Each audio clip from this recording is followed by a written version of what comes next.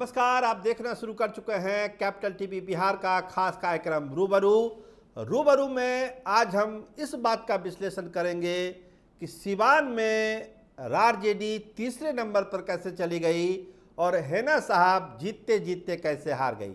आखिर सिवान में हुआ क्या, क्यों बदल गया वोटरों का मूड, ये जानने और समझने के लिए हमारे साथ हैं सिवान के जाने माने पत्रकार सरफराज भाई, बहुत स्वागत है आपका।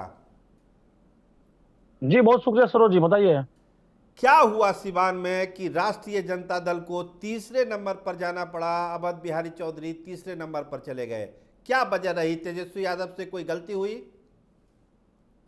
देखिए सरोज जी, जो अवध बिहारी चौधरी को आप तीसरे नंबर पर जाने की आप बात कर रहे हैं, तो जब उनको टिकट आरजेडी की तरफ से दिया गया था तभी ये तय हो गया था लगभग कि अवध बिहारी चौधरी का स्थान जो है वो तीसरा रहेगा, वो लड़ाई में नहीं रहेंगे। तो सबसे बड़ा कारण है माई फैक्टर, क्योंकि सिवान में जो मुसलमान है खास करके वो सबसे पहले शहाबुद्दीन साहब को अपना रहनुमा समझते हैं, उसके बाद से ही किसी को वोट देते हैं।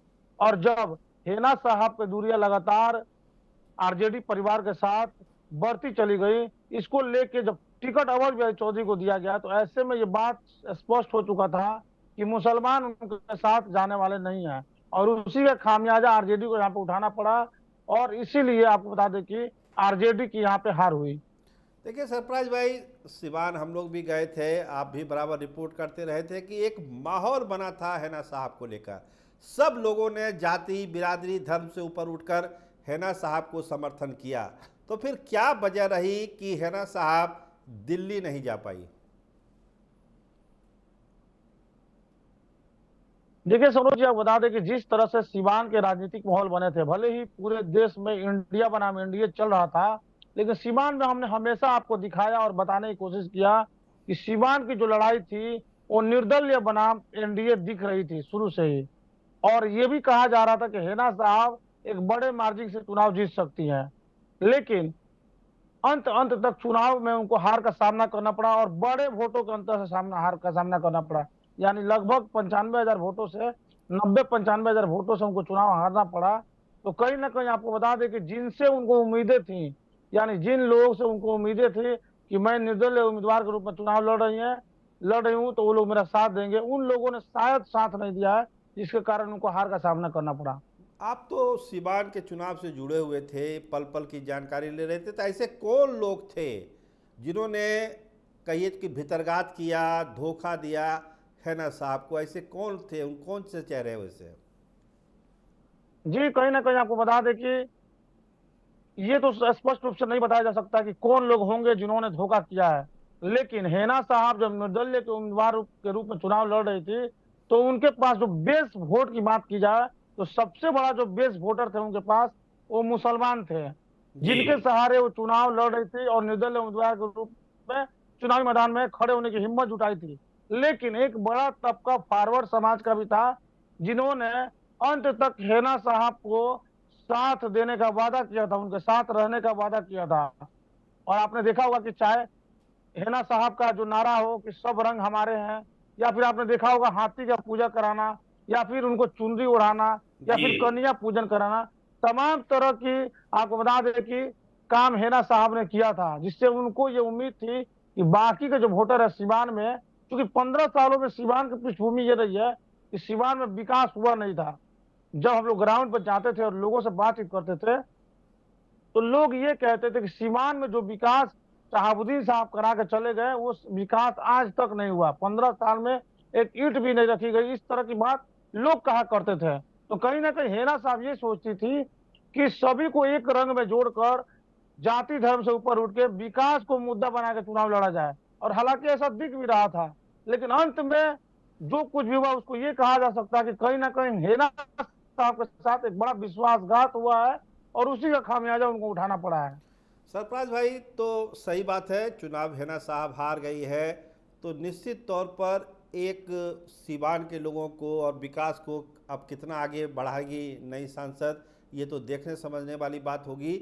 लेकिन हमारे दर्शकों को ये बताइए कि जो हेना साहब की हार है और जो आसपास के जो संसदीय क्षेत्र है, जिस तरह से तेजस्वी यादव ने साथ नहीं दिया हेना साहब का, तो इससे किन किन क्षेत्रों पर प्रभाव पड़ा? क्या आपको लगता है कि महाराजगंज में जो हार हुई है महागठबंधन की, वो हेना साहब से प्रभावित थी? लालू यादव की बेटी रोहिणी आचार्य छपरा में हार गई, वो भी हेना साहब फैक्टर वहाँ पर काम किया। अगर तेजस्वी यादव मिलकर चुनाव लड़ते तो छपरा भी निकल सकता था, महाराजगंज भी निकल सकता था। आप क्या सोचते हैं? देखिए, तो दो सीटों की बात करेंगे हम आपसे, एक गोपालगंज की बात करेंगे और एक छपरा की सीट की बात करेंगे। क्योंकि महाराजगंज की बात अगर करेंगे तो महाराजगंज में कहीं ना कहीं वहां से कांग्रेस चुनावी मैदान में खड़ी थी, इसलिए जो मुस्लिम वोटर है खास करके वो कांग्रेस उम्मीदवार आकाश सिंह के समर्थन में बढ़ चढ़ के उन्होंने हिस्सा लिया था और वोट भी दिया था। लेकिन वही जो अब सारण की बात कर रहे हैं, जहां से रोहिणी आचार्य चुनावी मैदान में खड़ी थी, तो सारण में आप देखेंगे कि कहीं ना कहीं सीवान के जो मुसलमान आरजेडी के साथ कर रहे थे, वही सेम चीज छपरा सारण में भी देखने को मिला। यानी सारण में पूरे वोटरों को आप नहीं कह सकते, जो तमाम वोटर थे नहीं, लेकिन उसका कुछ ना कुछ असर पड़ा था, जिसका खामियाजा आपको बता दें कि रोहिणी आचार्य को उठाना पड़ेगा, उठाना पड़ा। एक निर्दलीय उम्मीदवार छपरा में चुनाव लड़ रहे थे, आपने देखा होगा, नौशाद नाम था उनका, निर्दलीय उम्मीदवार के रूप में चुनावी मैदान में खड़े थे और वो अच्छा खासा वोट लेकर आए हैं। यानी कहीं ना कहीं अगर वो वोट नहीं, मुसलमानों ने ही उनको दिया है, अगर मुसलमान उनको नहीं देते तो रोहिणी आचार्य सीट निकाल लेती। तो ये आप साफ तौर पे कह सकते हैं। हमारी भी बात हुई थी सारण में कुछ लोगों से, उनका कहना था कि हेना साहब को लेके ही हम लोग नाराज है, जिस तरह से आरजेडी का रवैया शहाबुद्दीन परिवार के साथ रहा है, उसको लेकर हम लोग काफी नाराज है और यही वजह है कि हमने निर्दलीय उम्मीदवार नौशाद जी को वोट देने का काम किया है। इस तरह वहां मुसलमान बोल रहे थे। तो कहीं ना कहीं आपको बता दें कि ये फैक्टर काम किया है। गोपालगंज में जो माइनॉरिटी के लोग हैं, उन्होंने आपको बता दें कि आलोक कुमार सुमन को वोट दिया है, जदयू को वोट दिया है। तो आप ये समझ सकते हैं कि कहीं ना कहीं आरजेडी को इसका खामियाजा उठाना पड़ा है और हो सकता है कि 2025 चुनाव में भी इसका खामियाजा आरजेडी को उठाना पड़े। छपरा सिवान गोपालगंज मिला के कुल 25 विधानसभा है, या ये हो सकता है 25 विधानसभा में कहीं ना कहीं 20 विधानसभा ऐसे होंगे जहां पे आरजेडी को इसका खामियाजा उठाना पड़ सकता है। सरोज जी, 25 में 25 विधानसभा क्षेत्र, क्या तेजस्वी यादव पुनर्विचार करेंगे हेना साहब से अच्छे रिश्ते बनाने के लिए?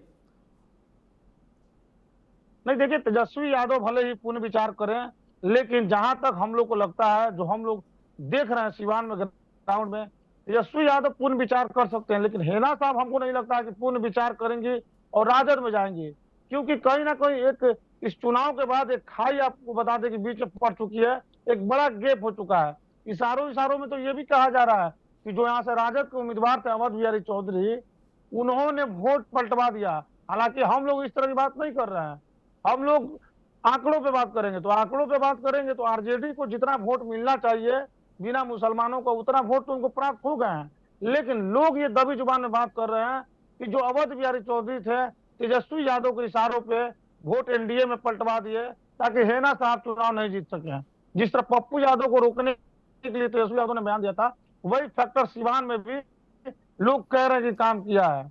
सरफराज भाई एक बड़ी बात कह रहे हैं कि तेजस्वी यादव ने पूर्णिया वाला प्रयोग लगता है सिवान में भी दोहरा दिया है। तो चलिए हमारे साथ आप जुड़े सरफराज भाई, आपका बहुत शुक्रिया। तो सरफराज भाई का साफ कहना है कि हेना साहब के साथ एक धोखा हुआ। अगर ये बड़ा धोखा नहीं होता तो हेना साहब दिल्ली जाती और आरजेडी के साथ और तेजस्वी यादव के साथ अब कोई रिश्ता बनाने वाली कोई बात नहीं है। खाई बहुत चौड़ी हो चुकी है और जो विधानसभा चुनाव होगा उसमें कम से कम जो 25 सीटें हैं उस इलाके की, उसमें आरजेडी को भारी नुकसान उठाना पड़ सकता है। आप हमारे साथ जुड़े, आपका बहुत बहुत धन्यवाद, आपका बहुत बहुत शुक्रिया।